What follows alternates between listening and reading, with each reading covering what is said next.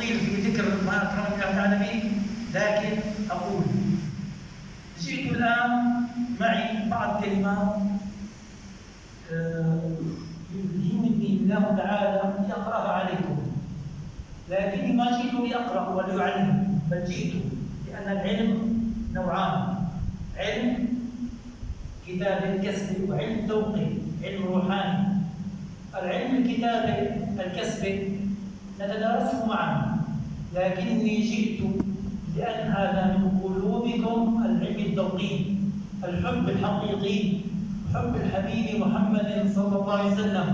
والله ما رأيت في سوريا ولبنان والأردن ومصر وما رأيت في معنا أكثر بلدا فيه محبين للحبيب محمد صلى الله عليه وسلم من السودان. أكرمني الله تعالى في السودان بهذه الوجوه الطيبة.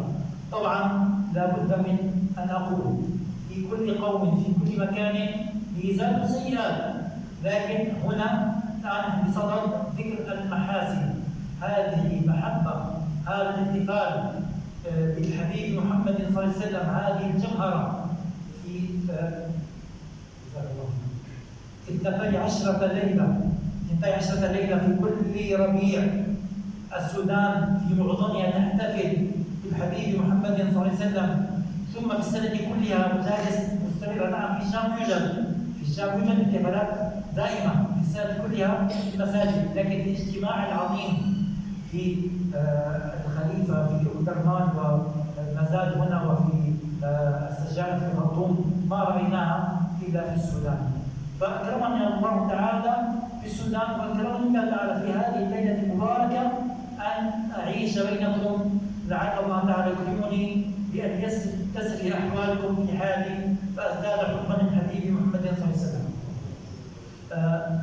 نتدارس معنا إن شاء الله تعالى في عنوان اخترته: معية رسول الله صلى الله عليه وسلم، هم بالحبيب محمد وذويه، إن الهيام بحبه يرضيه، إن مات جسمك فالهوى يحييه، جسد تمكن حب أحمد فيه، تالله إن الأرض لا تبديه، طوبى لمن هو في المحبة صبه، لماذا ومولاه الكريم يحبه، في القبر حاشا أن يضام محبه، أو كيف يأكله التراب وحبه، في قلبه ومديحه في فيه. الحمد لله الذي أكرمنا بحبيبنا محمد صلى الله عليه وسلم.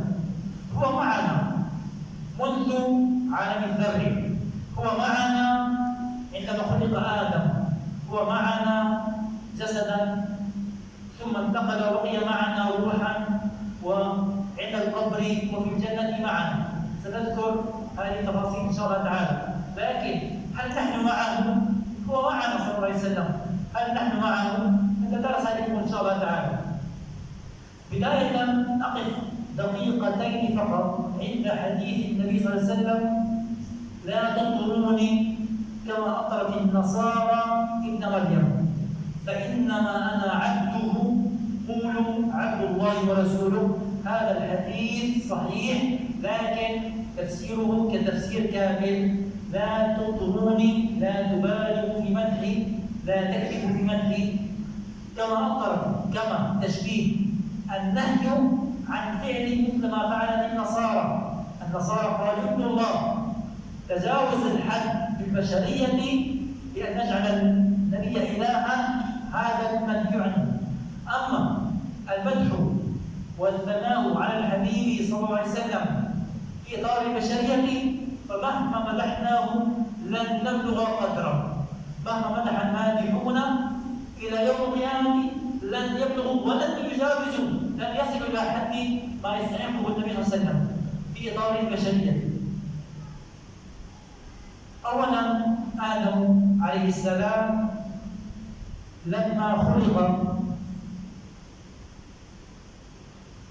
روى الحاكم والبيهقي وابن عساكر من طريق عبد الرحمن بن زيد بن أسلم عن أبيه عن جده عن عمر بن الخطاب قال: قال رسول الله صلى الله عليه وسلم: لما اقترف آدم الخطيئة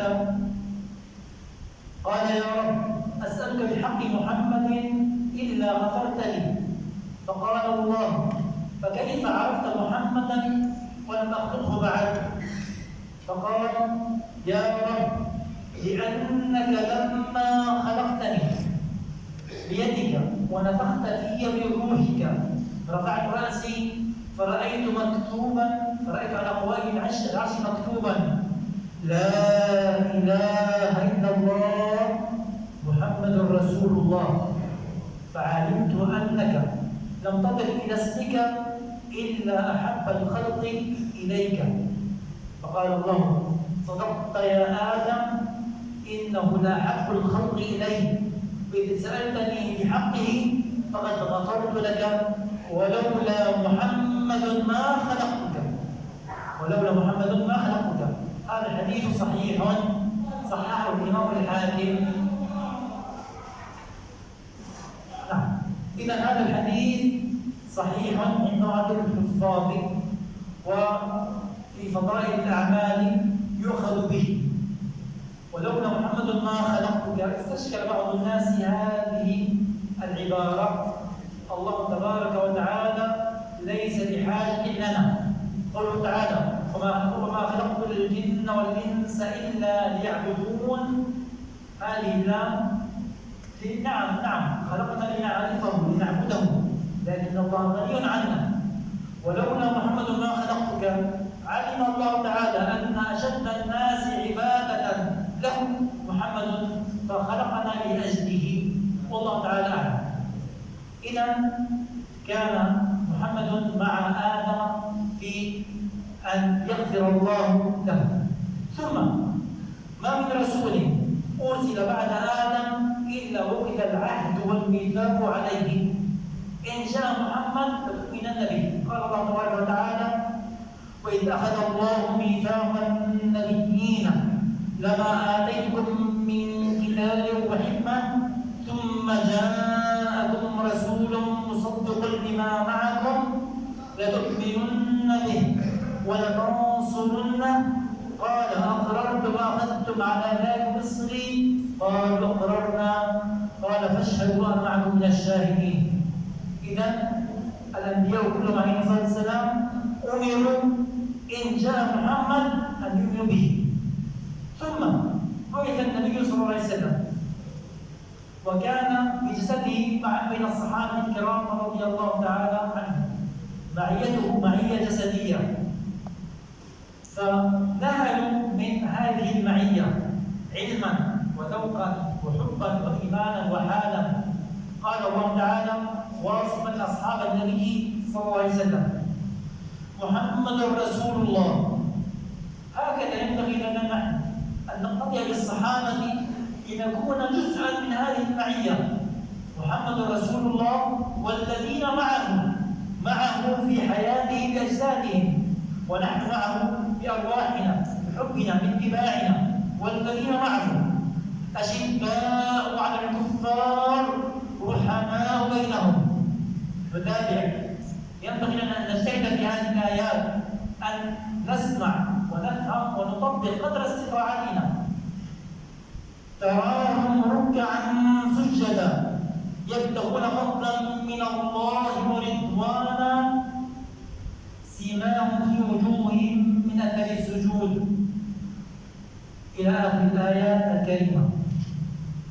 ثم أيضا روى الإمام مسلم وغيره عن حنظلة الأسيدي قال: لقيني أبو بكر فقال: كيف أنت يا حنظلة؟ فقلت: نافق حنظلة. فرمى نفسه بالنفاق، ظن نفسه منافقا. لماذا؟ قال: ما تقول؟ سبحان الله، ما تقول؟ قال: قلت: نكون عند رسول الله صلى الله عليه وآله وصحبه وسلم يذكرنا بالنار والجنة حتى كأننا رأي عين. النبي صلى الله عليه وسلم ذكر الصحابة الكرام بالجنة والنار، فيعيشون بإيمان قوي كأن رأي عين. كأن الجنة أمامهم والنار أمامهم. فإذا خرجنا من عند رسول الله صلى الله عليه وسلم عافسنا الأزواج والأولاد والضيعات فنسينا كثيرا. إذا لما رأى سيدنا حنظلة رضي الله عنه تغير قلبه، تغير حاله بينما يكون عند رسول الله وبين يكون في بيته، فرق معه الإيمان والروحانيات والطمأنينة والتجليات، ظن نفسه منافقا. فقال أبو بكر: فوالله إنا لنلقى مثل هذا. فانطلقت أنا وأبو بكر حتى دخلنا على رسول الله صلى الله عليه وآله وصحبه وسلم. قلت: نافق حنظلة يا رسول الله. قال رسول الله صلى الله عليه وسلم: وما ذاك؟ قلت: يا رسول الله، نكون عندك تذكرنا بالنار والجنة حتى كأن رأي عين، فإذا خرجنا من عندك عافسنا الأزواج والأولاد والضيعات فنسينا كثيرا. فقال رسول الله صلى الله عليه وسلم: والذي نفسي بيده لو تدومون على ما تكونون عندي وفي الذكر لصافحتكم الملائكة على فرشكم وفي طرقكم، ولكن يا حنظلة ساعة وساعة. إذا النبي صلى الله عليه وسلم يقول: والذي نفسي بيده، نفسي بيده لو تدومون على ما تكونون عندي، لو تدومون، هذا الخطاب لعامة الصحابة. لو تدومون، نحن وعامة الصحابة مع الفرق الكبير بيننا لا ندوم على ذلك، لكن هناك وراث من وراث النبي صلى الله عليه وسلم لهم وراثة على قدر كبير من هذا الأمر، يعيشون في أحوال في أزمنة كثيرة مع الذكر، تقريبا هم مع الحبيب صلى الله عليه وسلم في كل أزمنتهم، هم مع شهود الله تعالى في كل أحوالهم، هم قليل، هم أسيادنا، هم مشايخنا في هذا العصر موجودون لكنهم قلة، فعلينا أن نبحث عنهم. قد يكون أحدهم في زاوية المسجد، نبحث عنهم، نجالسهم، نذهب من حبهم، لعل الله تعالى يكرمنا فيزيد قدرنا وحبنا لله تعالى ولرسول الله.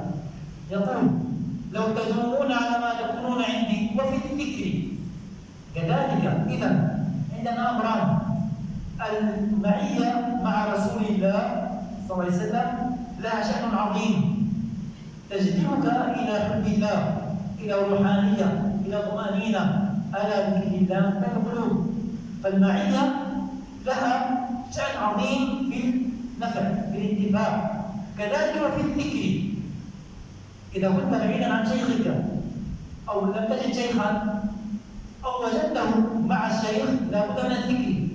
فعندما نذكر الله تعالى بألسنتنا نستفيد فائدة عظيمة.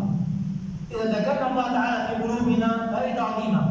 إذا أكرمنا الله تعالى فجمعنا بين الذكرين، ذكر اللسان وذكر القلب، عشنا مع الله تعالى، عشنا مع معية رسول الله صلى الله عليه وسلم وفي الذكر. إذا هذان أمران: إذا حافظنا على معية الرسول صلى الله عليه وسلم أو معية وراثه في زماننا أو كنا في الذكر، ففي هذين الحالين لو تمنى على ذلك لصافحتكم الملائكة على فرشكم وفي طرقكم. على فرشكم لأن الذاكرين الله كثيرا في كل أوقاتهم يذكروا الله حتى في منامهم، وفي طرقكم لا يغفلون عن الله تعالى، اللهم اجعلنا منهم. ولكن يا حنظلة، هذا خطاب للعامة دين والإمثال، ساعة وساعة. إذا لا حرج، رخصة لنا أن نذكر الله تعالى وأن نغفل عنه أحيانا. هذه الغفلة رخصة، رحمة من الله تعالى بنا، لكن نسعى لئلا نكون من هؤلاء، نسعى للأفضل. بعد وفاته صلى الله عليه وسلم بقي الرسول معنا سنته، بمحبته، بروحانيته. قال الله تعالى: واعلموا أن فيكم رسول الله. هذه الآية لم تحدد مكانا أو زمانا، والتحديد بزمان ومكان غير دليل لا يصح. واعلموا أن فيكم رسول الله مطلقا في كل مكان وفي كل زمان، هو معنا. فإذا كنا معه في كل لحظة هناك سنة نبوية كما سنذكر بعد قليل. فإذا كنا مع رسول الله في هذه السنة في أحوالنا في قلوبنا كان معنا. واعلموا أن فيكم رسول الله. الآيات بدايتها: يا أيها الذين آمنوا لا تقدموا بين يدي الله ورسوله واتقوا الله إن الله سميع عليم. يا أيها الذين آمنوا لا ترفعوا أصواتكم فوق صوت النبي في حياته، وإذا كنت في زيارة المقام الشريف وحيت في قبره لا ترفع صوتك. إذا ذكر الحبيب صلى الله عليه وسلم لا ترفع صوتك. إذا حدث بحديث النبي صلى الله عليه وسلم لا ترفع صوتك. هو معنا، لا ترفعوا أصواتك فوق صوت النبي إلى آخر الآيات الكريمة. نعم. طيب، أيضا قال رسول الله صلى الله عليه وسلم: ما من أحد يسلم علي، ما من أحد يسلم علي إلا رد الله عز وجل إلي روحي حتى أرد عليه السلام. رواه الإمام أحمد وغيره. إذا حديث واضح: ما من أحد يسلم علي إلا رد الله عز وجل علي روحي حتى أرد عليه السلام. الصلوات الخمس في الكرة الأرضية مع اختلاف الساعات دائمة. الصلوات النوافل دائمة في كل لحظة نحن نصلي، وفي كل صلاة أمرنا أن نسلم على النبي صلى الله عليه وسلم. وفي الحرم النبوي هناك في معظم الوقت إلا إذا أغلق الحرم هناك من يسلم عليه. إذا السلام على رسول الله صلى الله عليه وسلم دائم لا ينقطع، ويرد علي روحي. إذا روحه موجودة دائما لأنه يسلم عليه. هذا أمر سنذكر بعد قليل بالتفصيل. الأمر الثاني: عندما أقول في صلاتي أو في غير صلاتي، في الصلاة كلنا نقول: السلام عليك أيها النبي ورحمة الله وبركاته. كما تعلمون جميعا السلام عليك كاف خطاب، من تخاطب موجود يسمعك. لو كان غائبا لكان الأمر السلام عليه، لكن الله تعالى أمرنا في الصلاة أن نقول السلام عليك، وهو يرد السلام علينا ويسمعنا، هناك ملك يبلغه السلام ومعنا في صلاتنا. فهل نحن في أثناء هل أنا العبد الفقير الذي أقول ما لست له بأهل، هل في أثناء صلاتي عند قولي السلام عليك أيها النبي ورحمة الله وبركاته أعيش بهذه المعية؟ أشهد أنه يسمعني؟ لماذا نغفل؟ ينبغي علينا أن نجتهد لنعيش هذه المعية. السلام عليك أيها النبي يسمعنا، يرد السلام علينا ومعنا، فنحن معه. في غير الصلاة إذا قلت اللهم صل على محمد أو اللهم صل على سيدنا محمد، هو معنا يرد السلام علينا، فهل نحن معه؟ في أثناء الزيارة إلى الروضة الشريفة، إلى الحجرة النبوية الكريمة، عندما نقول السلام عليك يا أول خلق الله، السلام عليك يا سيدي يا رسول الله، غالبا الإنسان هناك في الله تعالى شيء من الحضور، ولكن ينبغي لنا أن يكون هذا الأمر نجتهد فيه، يكون دائما معنا في كل صلواتنا عليه، في الصلاة وفي غير الصلاة. قال النبي صلى الله عليه وسلم: حياتي ومماتي خير لكم. قال الإمام النووي في فتح القدير: حياتي أي في الدنيا، والأنبياء أحياء في قبورهم، كما ورد عليه السلام: الأنبياء أحياء في قبورهم يصلون. الشهداء أحياء بنص كتاب الله تعالى. الشهداء أحياء كما تعلمون شيئا، لا خلاف في ذلك. الشهداء أحياء، والأنبياء أعظم مقدما من الشهداء. فهل يعقل أن يكون الشهداء أحياء الأنبياء أموات؟ في ليلة المعراج النبي صلى الله عليه وسلم صلى إماما للأنبياء في الأقصى، إماما للأنبياء هو سيدهم. وفي السماوات لقي بعض الأنبياء لأنهم أحياء، فالأنبياء أحياء في قبورهم. أدلة كثيرة. حياتي أي في الدنيا، وأيضا في بعد الممات. حياتي خير لكم أي حياتي في هذا العالم الدنيوي موجبة عيدكم من الفتن. النبي صلى الله عليه وسلم في أثناء حياته يحفظ من معه من الفتن،